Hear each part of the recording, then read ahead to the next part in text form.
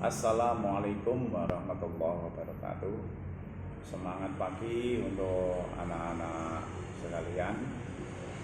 Mudah-mudahan kalian tetap diberikan kesehatan, sehat jasmani rohani, sehingga kalian dapat melaksanakan mengerjakan tugas yang telah diberikan oleh Bapak Ibu Guru dengan baik dan penuh tanggung jawab. Anak-anak sekalian, untuk kali ini pembelajaran kita lanjutkan, yaitu tentang pemantulan. Jadi bagian daripada optik geometri, yaitu pemantulan. Tentunya kalian bisa menyebutkan jadi benda-benda apa saja yang dapat memantulkan cahaya. Jadi saya ulangi, benda-benda apa saja yang dapat memantulkan cahaya. Dalam pemantulan ini menggunakan dasar hukum pemantulan yang bunyinya, yang pertama, sinar datang, sinar pantul, dan garis normal terletak pada satu bidang data. Kemudian yang kedua, sudut datang atau I sama dengan sudut pantul. Ada 3 bentuk cermin pemantul, yaitu ada cermin datar, ada cermin cekung, dan cermin cembung. Pada ketiga cermin itu berlaku persamaan umum yang digunakan untuk menghitung jarak bayangan atau S-aksen dari suatu benda yang terletak pada jarak tertentu atau S dari cermin tersebut. Coba mari kita perhatikan untuk pemantulan.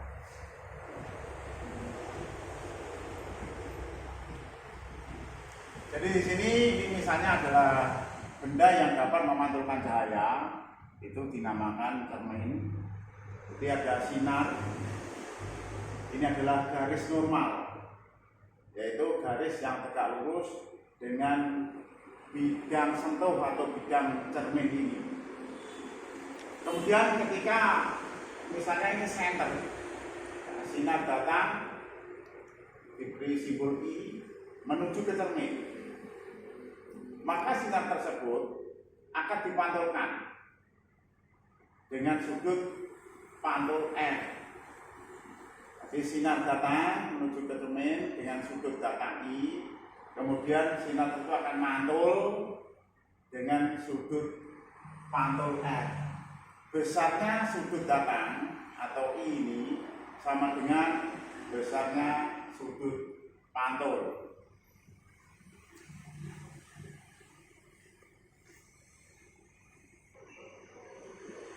Salah satu contoh daripada yang dipakai untuk pemantulan di sini adalah cermin.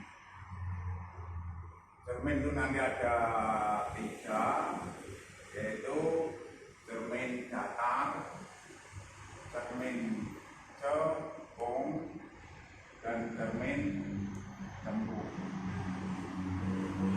Ketiganya ini nanti dalam perhitungan menggunakan rumus umum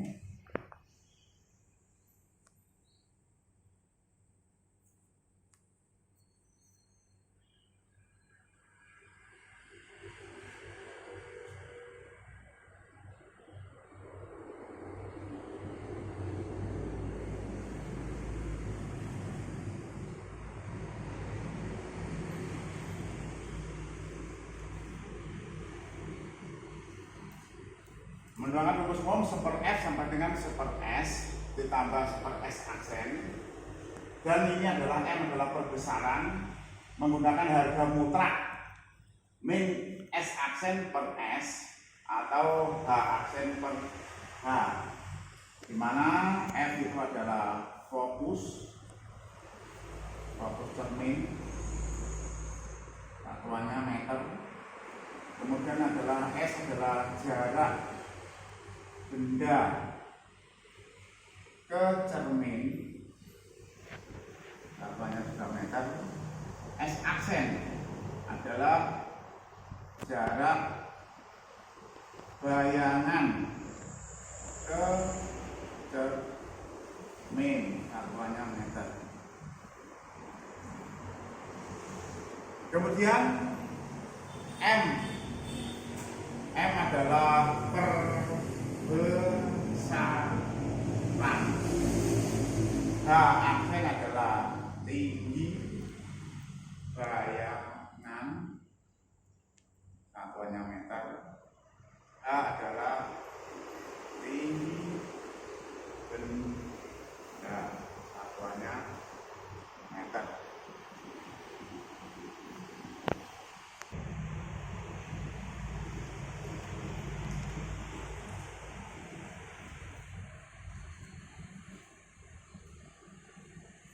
Catatan, bila S aksen atau jarak bayangan menghasilkan harga negatif, berarti bayangannya bersifat maya. Sebaliknya, jika S aksen itu bernilai positif, berarti bayangannya adalah nyata. Baiklah anak-anak, ini kita langsung ke pembahasan tentang cermin datar. Jadi contoh cermin datar adalah contoh cermin yang ada di kamar mandi. Di kamar mandi ini sebelah selatan tangga urut ruang 3 ini. Biasanya anak-anak itu setelah buang air kecil maupun air besar di sana itu banyak yang bercermin, itu saya lihat. Itu cermin datar contohnya. Cermin datar ini jari-jarinya adalah tak hingga. Jadi jarinya tak hingga. Kemudian titik apinya atau fokusnya sama dengan jari-jari per 2. Jadi titik fokus itu dirumuskan sama dengan jari-jari per 2. Karena jari-jarinya tak hingga per 2, maka hasilnya juga tak hingga. Jadi untuk cermin datar ini jari-jarinya tak hingga, kemudian titik fokusnya juga tak hingga. Sehingga kalau dimasukkan ke dalam persamaan itu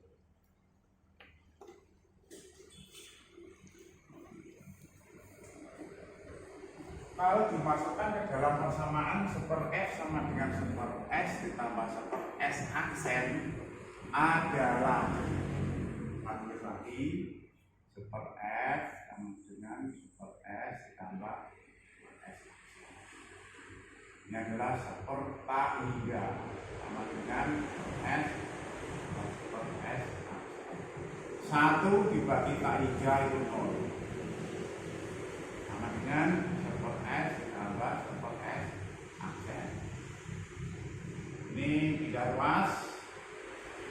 Min super S sama dengan super S aksen, atau super S sama dengan min super S aksen, atau S sama dengan min S aksen. Apa kesimpulannya ini? S adalah jarak benda ke cermin, kemudian S aksen adalah jarak bayangan ke cermin. Di sini negatif, berarti bayangannya adalah maya. Jadi kalau kita bercermin di cermin kamar mandi itu kita kelihatan di dalam itu, bayangan itu adalah bayangan yang maya.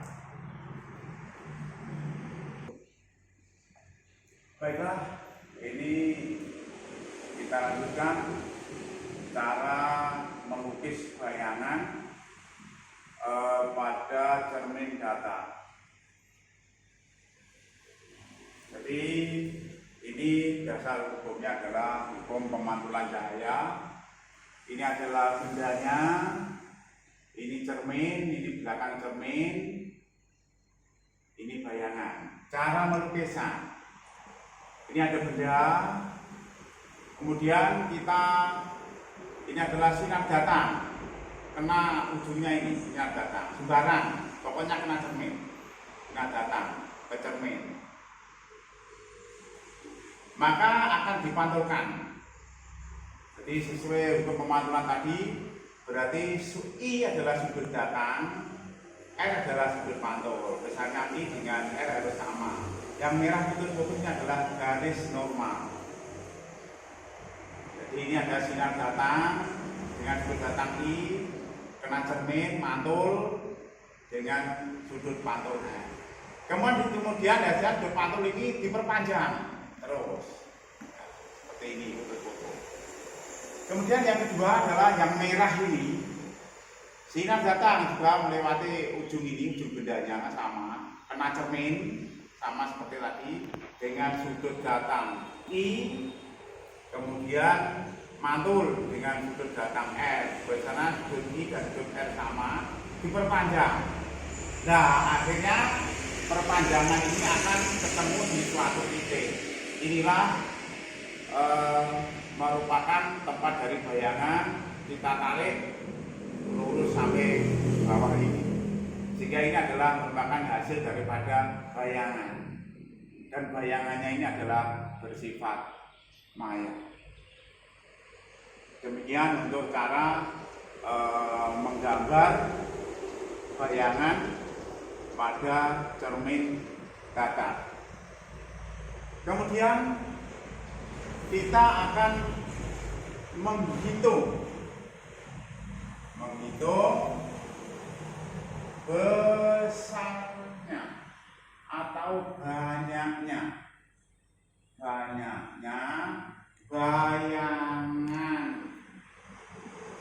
yang dibentuk oleh dua cermin datar dengan sudut apit alfa. Kita rumuskan N sama dengan 360 derajat per alfa min N, mana N adalah banyaknya bayangan, kemudian alfa adalah sudut apit antara dua cermin. Kemudian M ini sama dengan 1 jika 360 per alfa itu hasilnya genap, dan M akan bernilai 0 jika 360 per alfa hasilnya ganjil.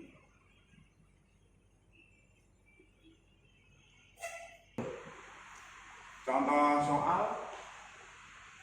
Jadi ini ada dua cermin datar dengan sudut 120 derajat. Ini misalnya ada benda terletak di antara dua cermin datar tersebut.